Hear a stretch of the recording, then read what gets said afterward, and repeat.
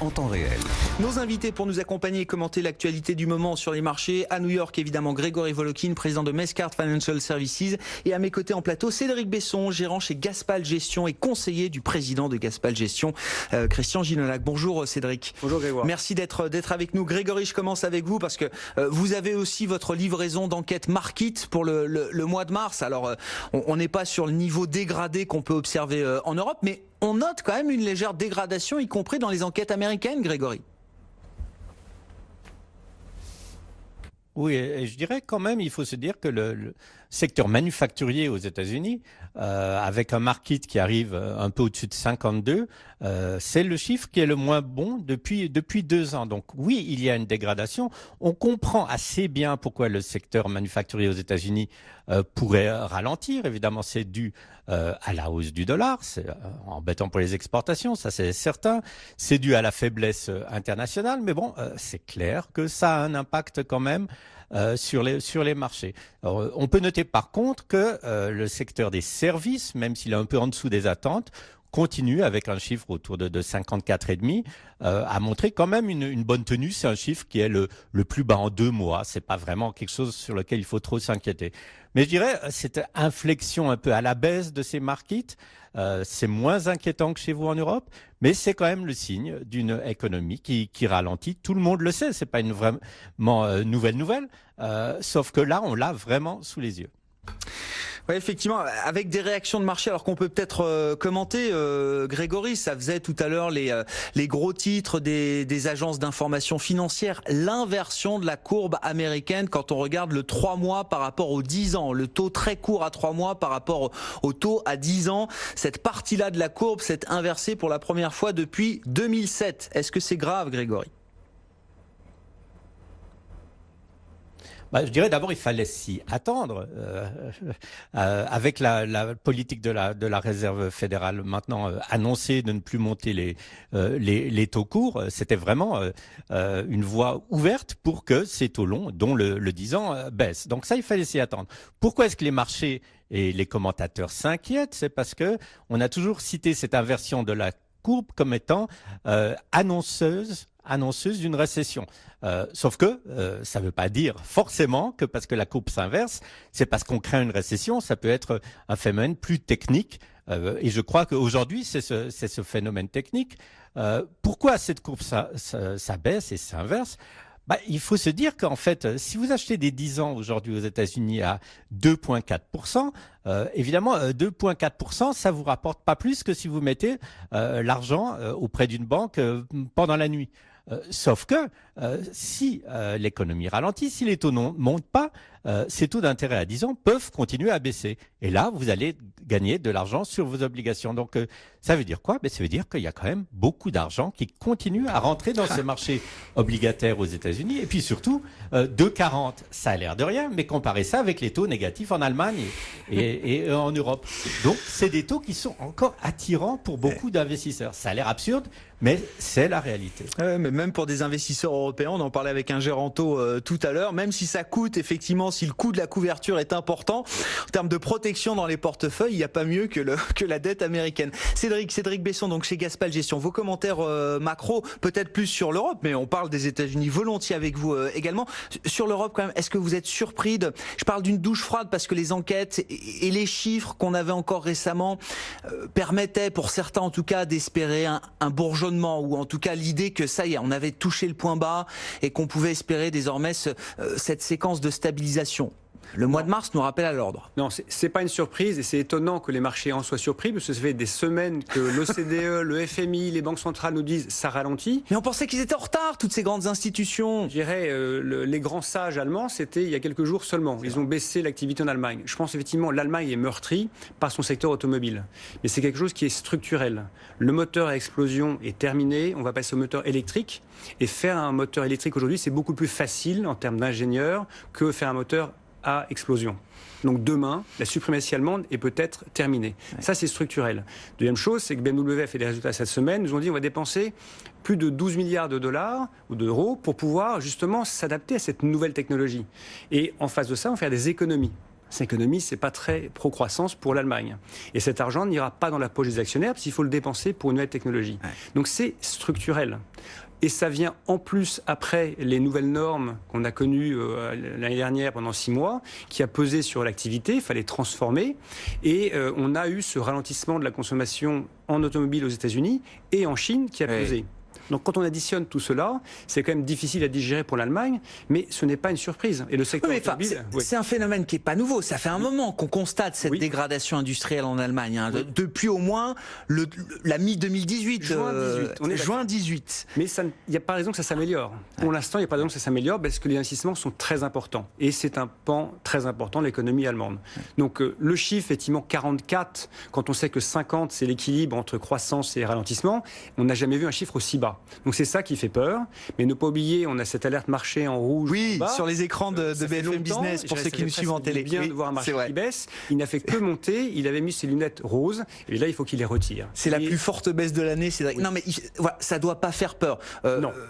Les chiffres sont pas bons, ça provoque une réaction de marché un peu épidermique, mais ça change pas. Non. La toile de fond et l'histoire de fond sur laquelle on se fonde aujourd'hui. Non, puisque les banques centrales nous ont prévenus. La deuxième chose, c'est que la Banque centrale américaine, elle veut que l'économie américaine ne soit pas en surchauffe. Le 3% qu'on a connu, c'est M. Trump qui a baissé les impôts alors que l'économie allait bien. Il voulait 4 même, il l'a encore dit ce matin. Elle voulait piloter pour que l'économie américaine retourne à son niveau de tendance long terme qui est autour de 1,9, 2. Et on va arriver à ces 2% cette année et 1,9 l'année prochaine. Donc pour l'instant, ça va comme la Banque centrale le souhaite. Le plan se déroule sans accroc d'une certaine manière, Cédric, on peut dire ça comme ça. Maintenant, il faut reconnaître que les bénéfices des sociétés américaines sont quand même révisés à la baisse. Depuis le début de l'année, on est sur 3-4% et ça va probablement continuer. Il y a eu le résultat de Nike qui était un petit peu moins bon sur de la dépense domestique. Et puis, il y a ce risque d'inflation qui quand même peut arriver, parce que le taux de chômage, il est très bas, les salaires montent de 3,4%, et au bout d'un moment, où les marges d'entreprise prennent la coup, où l'inflation reprend. Je pense que c'est plutôt les marges qui vont baisser. Comme c'est ça. Oui. Et donc, révision de bénéfices fait que le marché américain est un petit peu à son top. Grégory, alors peut-être on pourra dire un mot de Nike, bien sûr. Hein, Grégory Volokin avec nous en duplex depuis New York. Mais sur l'automobile, il y a des choses intéressantes à dire, parce que Donald Trump donne la recette aux constructeurs allemands pour éviter les droits de douane. Il faut venir installer vos usines aux États-Unis. Bon, c'est la recette Trump classique. Mais c'est intéressant parce que General Motors choisit ce jour-là également pour communiquer d'importants investissements sur le territoire américain, en lien notamment avec le véhicule électrique, Grégory. Oui. Alors, il faut déjà dire qu'il y a des constructeurs allemands qui sont installés aux États-Unis depuis longtemps.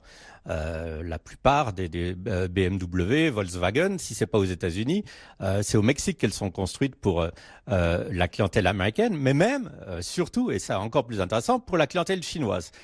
Donc, il enfonce un peu des portes ouvertes, Donald Trump, à ce niveau-là. Vous parlez de General Motors. Ça, c'est typique d'une compagnie qui essaye, par le discours, de plaire au président. Qu'elle annonce des investissements de 300 à 400 millions de dollars aux États-Unis pour développer une voiture électrique, mais ça me semble la moindre des choses. Hein, est-ce que c'est vraiment étonnant que General Motors investisse aux États-Unis pour développer des voitures qui sont les voitures, en principe, de l'avenir? Donc, je dirais, ce secteur n'a pas tellement de nouvelles intrinsèques aux États-Unis, si ce n'est quand même une chose dont on parle très très peu, c'est que le président a reçu un rapport du département du commerce sur les importations de voitures européennes aux États-Unis, en disant que lui, président Trump, pourrait utiliser cette clause en disant que c'est pour la défense nationale et l'intérêt national des États-Unis qu'il pourrait imposer des taxes très importantes, puisqu'on parlait de 25% pour ces voitures qui sont donc exportées d'Europe vers les États-Unis. Je dirais ça, c'est vraiment le fond de l'histoire. Tout le reste, c'est un peu du bruit. Si on échappe à cette taxation qui serait vraiment catastrophique pour les constructeurs européens, je pense que les choses iront un tout petit peu mieux, et c'est peut-être ça aussi qui pèse quand même sur l'ensemble de ce secteur automobile, que ce soit ici ou chez vous. Ah, effectivement, un secteur automobile qui paye son tribut, comme les secteurs cycliques, le secteur bancaire. Hein, ces secteurs-là, évidemment, sont les secteurs qui sont les plus fortement attaqués aujourd'hui. Grégory, peut-être un commentaire sur Nike. Effectivement, hein, Cédric Besson à mes côtés évoquait la publication des résultats assez fraîchement accueillis. Qu'est-ce que vous retenez des chiffres de Nike et du discours du management de Nike, Grégory? Écoutez, c'est très intéressant parce que, une fois de plus, les attentes étaient pour une hausse des ventes de 10% aux États-Unis. Cette hausse des ventes, elle est arrivée à 7%. Est-ce que c'est pas bien 7%? C'est pas à moi de le dire.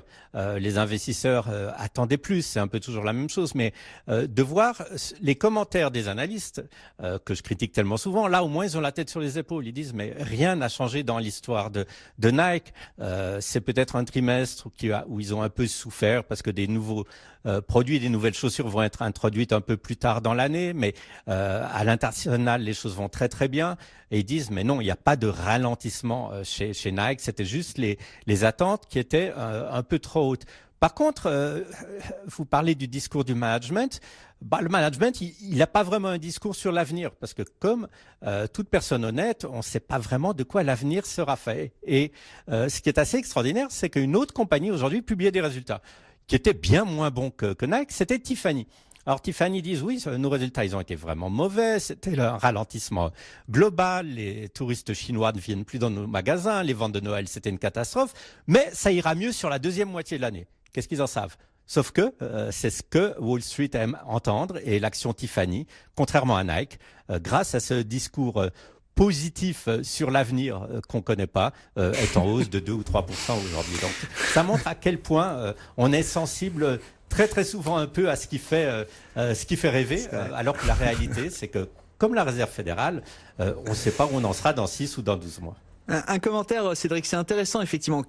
Quel crédit on accorde au discours des entreprises aujourd'hui? Alors, ça dépend des secteurs, évidemment. Il y a des secteurs qui souffrent, il y a des secteurs qui ont moins souffert, mais les discours restent prudents. Comment on fait le tri dans tout ça là? Alors, quand on est dirigeant d'entreprise coté en bourse, on doit lisser le commentaire. On ne peut pas dire que ça va très très bien ou très très mal. Il faut que quand les résultats sortent, on soit à peu près en ligne. Adidas, pour reprendre le comparable de Nike, hein, c'est ça. A perdu 5% sur ses résultats, a tout récupéré, tout simplement parce qu'il ne pouvait pas fournir. Donc la demande, elle est là. Et je pense qu'il ne faut pas s'inquiéter sur les marchés émergents. C'est pour ça qu'au second semestre, c'est ce que dit Nike, il faut faire confiance à ce qu'il dit. La demande sera là.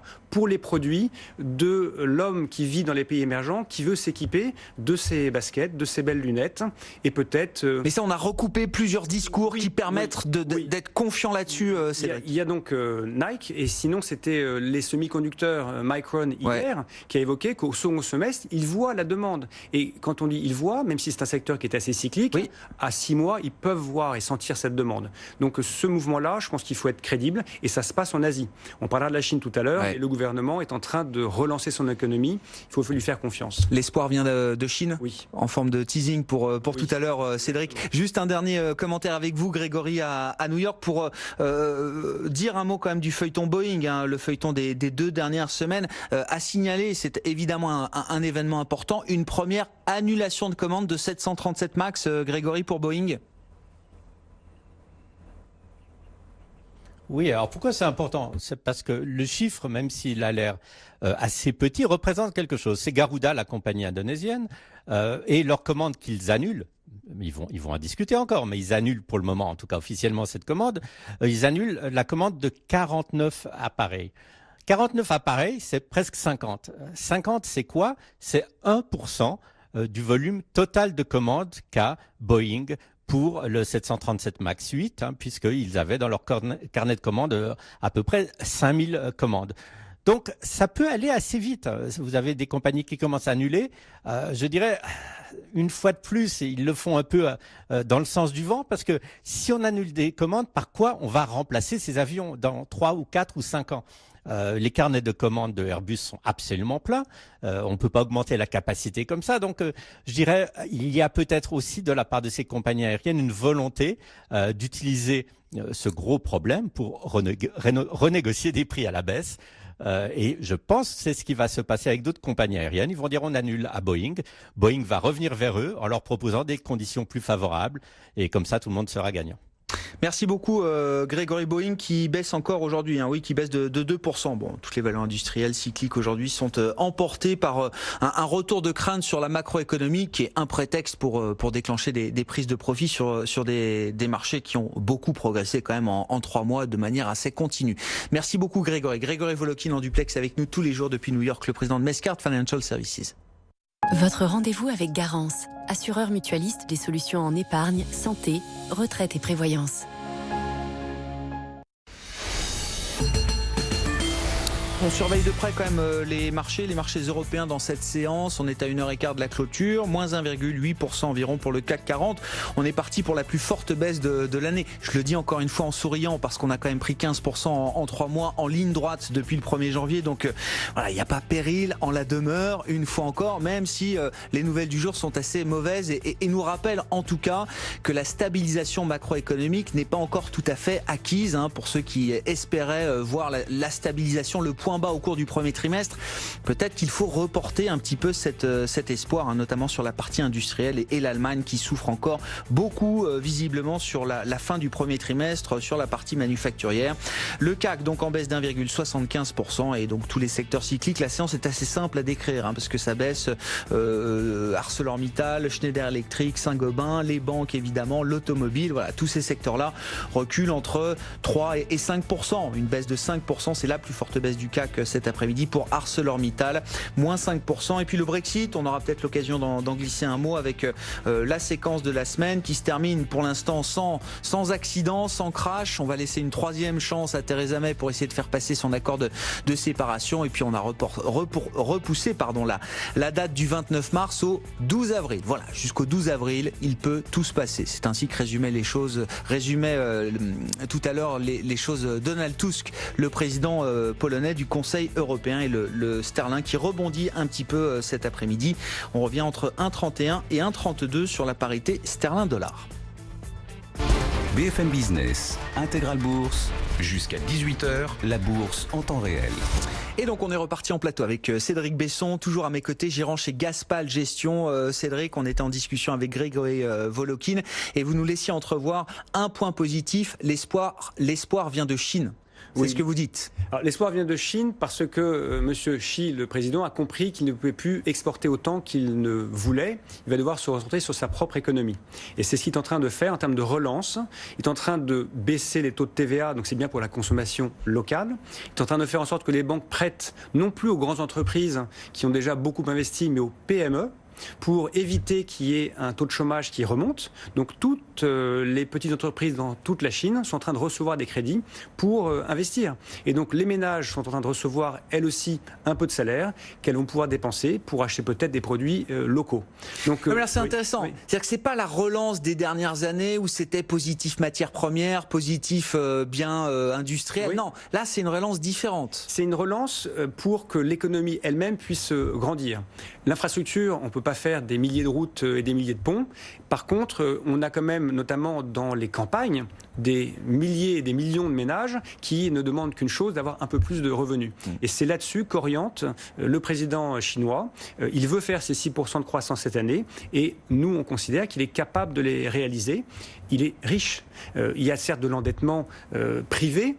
Il y a l'endettement des entreprises publiques, mais derrière, c'est l'État. Et les banques sont des banques publiques. Donc même si, à un moment donné, il y a un petit dérapage de crédit, c'est lui directement qui est là pour colmater les brèches. C'est son choix. Soit il a la volonté de punir et de sanctionner éventuellement, mais le cas inverse, il a tout à fait les moyens de venir éponger, s'il faut, le moindre problème. Il est certain qu'une unité de PIB va être plus difficile à avoir aujourd'hui qu'il y a 10 ans. Mais la tendance de fond, c'est qu'il y a une amélioration et que 6% sur un PIB du deuxième pays au monde, c'est beaucoup d'argent à dépenser. Et c'est de là que viendra, non pas une réaccélération forte de croissance, on n'aura plus le taux de 2018, mais une croissance mondiale qui peut se tenir grâce à la Chine. Et ça, c'est le point fondamental qui vous fait rester constructif aujourd'hui dans cet environnement de marché? Alors oui, parce que on a au niveau des PIB des révisions qui ont déjà été faites, mais qui ne marquent pas de récession. Je l'évoquais tout à l'heure, 1,9-2% aux États-Unis, c'est leur trend moyen-long terme. Donc il n'y a pas d'affolement. En Europe, on tourne toujours autour de 1 à 1,5, mais on n'est pas en taux négatif, et la Chine fera 6%. Par contre, l'allocation d'actifs dans ce monde-là va être différente. Les cycliques qui ont fortement monté depuis le début de l'année, notamment les minières, peut-être que celle-ci aura un peu plus de difficultés. Par contre, tout ce qui est lié à la consommation mondiale, je pense bien sûr au luxe, des valeurs qu'on aime bien chez Gaspal Gestion, les LVMH, Hermès a fait de très bons chiffres cette semaine, ils ne nous disent pas que ça ralentit. Non. Tiffany, certes, il y a moins de Chinois à New York, mais c'est une valeur qui est surtout aux États-Unis. Oui, le luxe, c'est nous. Le luxe américain, c'est pour les Américains. Donc, le luxe, vous prenez toutes les consommations.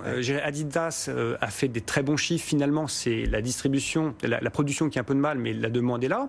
Nike, il parle de problèmes sur les États-Unis spécifiquement, mais pas sur les marchés émergents. Je me souviens de Seb aussi, dans le petit électroménager, mais en Chine, aucun problème. Voilà.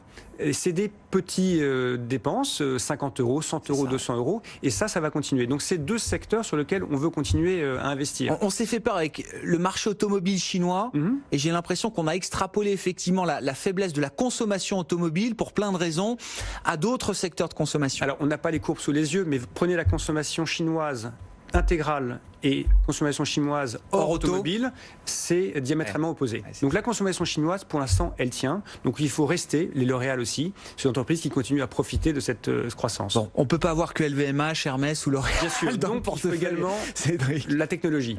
La technologie, la transformation digitale, elle est structurelle, indépendamment de la croissance ou de la récession. Les entreprises doivent faire ce travail. Et donc tout ce qui tourne autour, alors malheureusement c'est beaucoup d'entreprises américaines, mais on a quand même quelques fleurons, que ce soit des Dassault Systèmes, des SAP en Allemagne. On a, si on veut accompagner ce tourisme chinois, tout ce qui est industrie du voyage aérien, c'est Amadeus qui fait le software pour les compagnies aériennes et peut-être demain pour l'hôtellerie. Voilà le type de valeur qu'on peut avoir en portefeuille. Et puis après, vous avez quand même les pétrolières, parce que si on ne parle pas de récession mais que de ralentissement, la demande de baril, elle est toujours là. Le baril est toujours à 67-68 $. C'est élevé. L'OPEP a décidé de réduire sa production pour contrer l'offre américaine. Et donc, ces sociétés continuent à faire des trésoreries très importantes et elles distribuent de bons dividendes aux actionnaires. Et puis, après, en valorisation, on est à 14 fois les bénéfices en Europe, 14 fois et demi, avec un dividende. Un rendement de dividende à plus de 4%, c'est bien mieux que les taux négatifs sur le Bund d'aujourd'hui. Donc, il ne faut pas sortir du marché action. Alors, en trading, le marché était suracheté, on le sait tous. Il corrige aujourd'hui, il peut corriger encore dans les prochains jours, une fois qu'on aura digéré cette vue. Ce qu'on dit avec M. Trump, c'est vrai, il va probablement appuyer sur l'Allemagne dans les prochains jours, une fois qu'il aura réglé le problème avec les Chinois. C'est vrai que le Brexit n'est pas réglé. Vous habitez Singapour ou Boston, vous n'allez pas mettre de l'argent en Europe pour l'instant. Donc il faut régler ces problèmes. Donc on a plusieurs semaines difficiles, mais probablement une fois de plus, le fameux buy the dip devra être fait encore dans ce domaine-là, tant que les taux ne remontent pas. Brexit, il nous reste une minute. Cédric, je sais pas, il y a un enseignement, un commentaire particulier à l'issue de cette semaine. C'est libre. Oui, non, mais je pense que l'Europe reste unie et c'est ça qu'il faut reconnaître. Et elle a raison de réagir avant les élections, parce que si les Anglais, les Britanniques venaient à voter, ils pourraient avoir un peu de cynique et faire du mal à notre propre élection. Donc il faut qu'on règle ce problème avant. C'est une question de crédibilité pour notre Europe.